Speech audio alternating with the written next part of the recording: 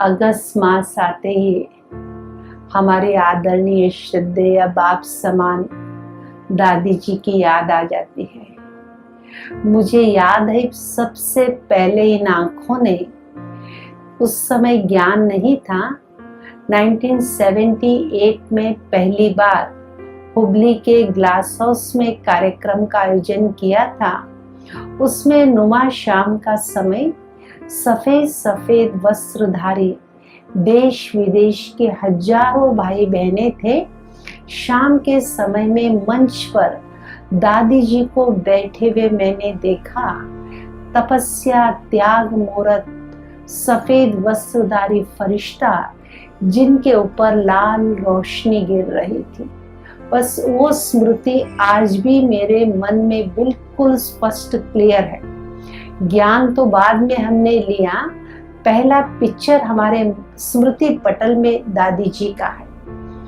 उसके पश्चात 83 में हम लोग ज्ञान लिए, दादी जी से मिलने, बाबा से मिलने पांडव भवन माउंट आबू में गए तो हमने देखा इतनी बड़ी संस्था की मुखिया इतना प्यार से, हम लोग छोटी छोटी कन्याएं थी। दादी ने पहली बार इतना प्यार से, हम 3-4 बहनें पहली बार गई थी, पूरा परिवार इतना प्यार से दादी जी शांति स्तंभ पे बैठ करके पूरे परिवार से मिली, हालचाल लिया। लगा जैसे कि हमारा बिछड़ा हुआ परिवार, दादी हमें मिल गई है।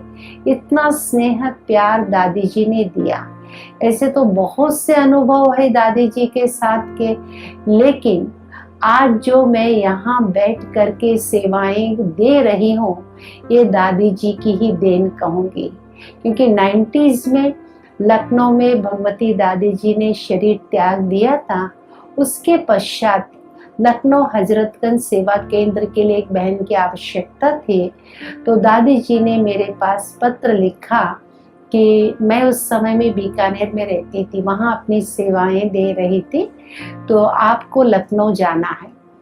तो छोटी बुद्धि थी, उम्र में भी छोटी, अनुभव की कमी, हमने दादी जी को उत्तर लिख दिया, दादी जी मैं इतना अच्छा हिंदी नहीं बोल पाती हूँ और उत्तर प्रदेश की राजधानी लखनऊ है जहाँ हिंदी चलती है और वहाँ सारा वीआईपीज़ की सेवाएं आदि है, तो दादी जी मैं अभी बहुत छोटी हूँ, मैं नहीं जा पाऊंगी।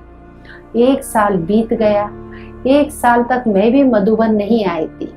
1 साल के पश्चात शिविर की पार्टी लेकर के जब मधुबन आगमन हुआ, शिविर के पश्चात सभी भाई बहनें जाने के लिए बस में बैठे हुए थे। मैं भी दादी जी से आकर गोसुन कमसुन की टोली लेने पहुंची। फट से दादी जी ने मेरा हाथ पकड़ करके कहा, नहीं आपको तो लखनऊ जाना है। तो आप देखिए, दूरांदेशी, त्रिकालदर्शी, इतनी महान विभूति मेरा हाथ पकड़ के कहने लगी तुम्हें लखनऊ जाना है। कई बार हम अपने भविष्य को नहीं जानते, ये बड़ी महान विभूतियां हमारे तीनों कानों को जानते। उस समय मेरा मुंह एकदम बंद हो गया। मैंने कहा जी दादी जी। सामान रखा हुआ बस में से उतारा। उसके पश्चात दादी जी ने मुझे कपड़े आदि दे करके, प्यार दे करके, स्नेह दे करके, इतने प्यार सम्मान दे करके यहाँ लखनऊ सेवाओं के लिए भेजा। तो वो दादी जी के स्नेह ने हमें इतना आगे बढ़ाया। तो मैं आज देखती हूँ मेरे अंदर छिपे हुए गुण थे, विशेषताएं, योग्यताएं थे जो मैं खुद नहीं जानती थी। दादी जी ने पहचान करके इतना सुंदर मुझे एक सेवा का मौका दिया। आज जो कुछ भी मैं यहाँ हूँ तो दादी जी की प्रेरणा से, दादी जी के स्नेह से। तो यहाँ से समाचार भी दादी जी के पास पहुँचने लग गई।